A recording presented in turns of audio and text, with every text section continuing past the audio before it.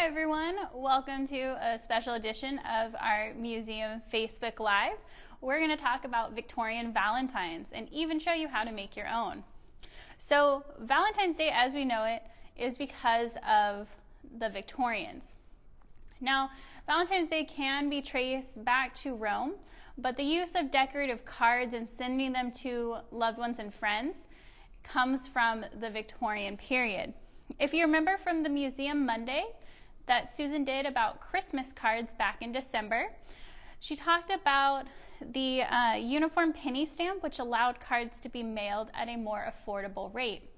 And this made Christmas cards very popular. Well, the same happened with Valentine's Day cards. So Victorian, it became very popular with the creation of the penny stamp in England. So much so that people were sending them in such great numbers that Victorians, postal workers were given an allowance for food and refreshment to ensure that they delivered all the Valentine's Day cards. Now, there's a couple different types of Valentine's Day cards that were popular at this time. Some of them were pre-made ones that you just bought in the store,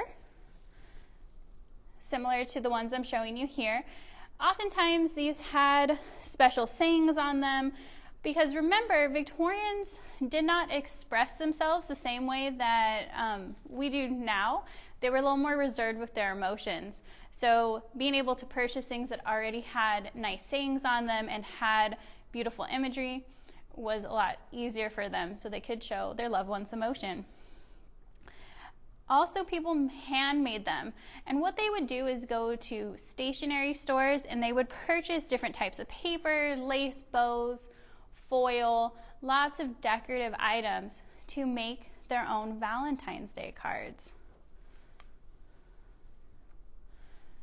So I have some examples so you can see the various types. And you'll notice they have beautiful images. They're stacked on top, or lots of paper stacked on top of each other, often with lace. And this one has a lot of foil and different imagery to it as well. One important aspect of these Valentine's Day cards is to show different types of flowers. That's because Victorians like to communicate with different flowers, known as the language of flowers. And as I mentioned, they were very reserved in showing their feelings and showing public displays of affection. So sending flowers that had a specific meaning was something that could be private between the two people, that they knew what the meaning was. So for example, in the language of flowers, roses mean love, forget-me-nots mean to remember that person, to not forget them, and daffodils mean regard. And those are just a couple of examples. The other part about the language of flowers is the color was really important. And you had to know what color a certain flower is, how that would represent your feelings. So red roses mean true love, whereas a yellow rose would mean jealousy. So you want to make sure you're sending the correct message to your Valentine.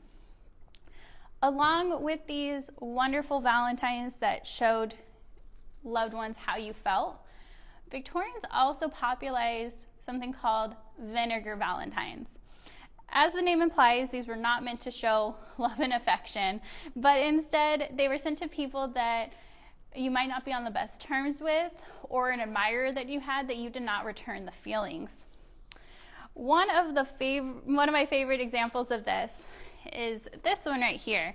And it says, "To my Valentines, 'tis a lemon that I hand you, and bid you now skidoo, because I love another, and there is no chance for you." Victorians were kind of mean, I guess, sometimes. So each of these, the vinegar Valentines could range in kind of funny sayings that are a little rude but not too harsh, to really mean and cruel and insulting. Another part that is pretty cruel in receiving one of these vinegar Valentines is that they were often delivered on COD, which means cost on delivery. So if you were to receive one of these Valentines, you would have to pay for the postage of it. Then you would open it and you would get a vinegar Valentine. So it's kind of like a double hit there. So with these examples, I'm going to show you how to make your own Valentines, kind of using some of the Victorian aspects.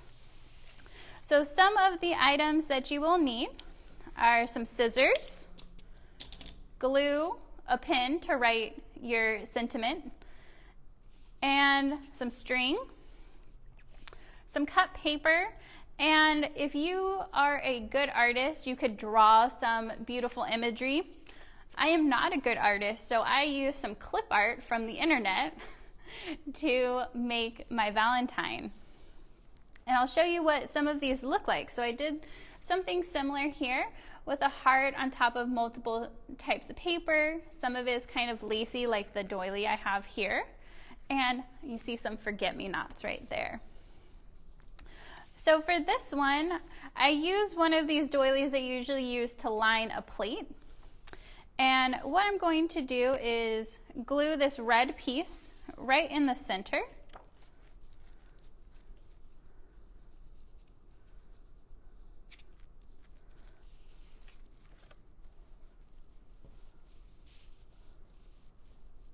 And then on top of this red piece, I'm going to put this beautiful image that has the two hearts, some red roses, some doves as well. It also has a key and a ring too. So that would be very easy to send what message you want from your loved one to your loved one.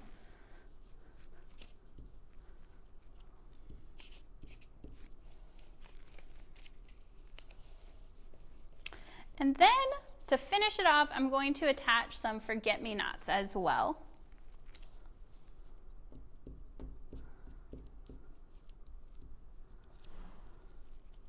Put one down in this corner.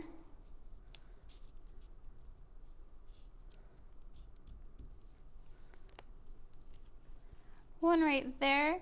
And then what I'm going to do is I'm going to fold the paper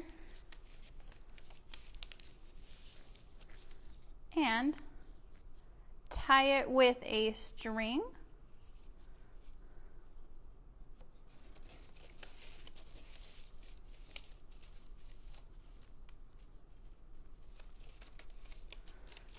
So then, when I give it to my Valentine, all they have to do is untie it, pull the string out, and open it. So along with these examples of our, of our sweet Valentines to show affection and feeling, I also made an example one of our vinegar Valentine and used a similar saying. I put, "Sorry, I do not choose you. Don't be blue. Here's a lemon for you." So hopefully that helps you get ready for Valentine's Day and you can make your own. See you next time.